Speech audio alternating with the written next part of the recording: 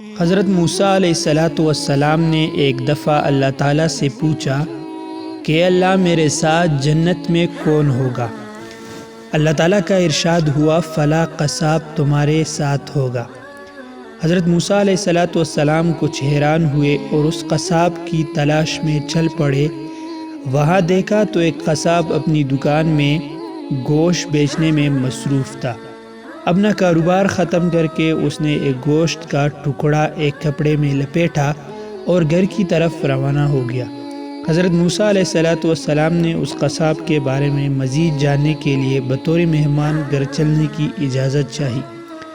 گھر پہنچ کر قصاب نے گوشت پکایا، پھر روٹی پکا کر اس کے ٹکڑے شوربے میں نرم کیے اور دوسرے کمرے میں چلا گیا، جہاں ایک انتہائی کمزور بڑھیا لیٹی ہوئی تھی۔ قصاب نے بہت ہی زیادہ مشکل سے اسے اٹھایا، ایک ایک لقمہ اس کے منہ میں دیتا رہا۔ جبکہ اس نے کھانا ختم کیا تو اس نے اس بڑھیا کا منہ صاف کر دیا۔ کھانا کھا کر بڑھیا نے قصاب کے کان میں کچھ کہا، جسے سن کر قصاب مسکرا دیا اور باہر چلا گیا۔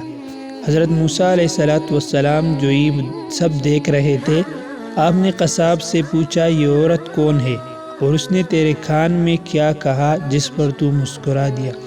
قصاب بولا اے اجنبی، یہ عورت میری ماں ہے۔ گھر آنے کے بعد میں سب سے پہلے اس کے کام کرتا ہوں تو خوش ہو کر روز مجھے یہ دعا دیتی ہے کہ اللہ تعالیٰ تجھے جنت میں حضرت موسیٰ علیہ السلام کے ساتھ رکھے، اور میں مسکرا دیتا ہوں کہ میں کہاں اور موسیٰ علیہ السلام کہاں۔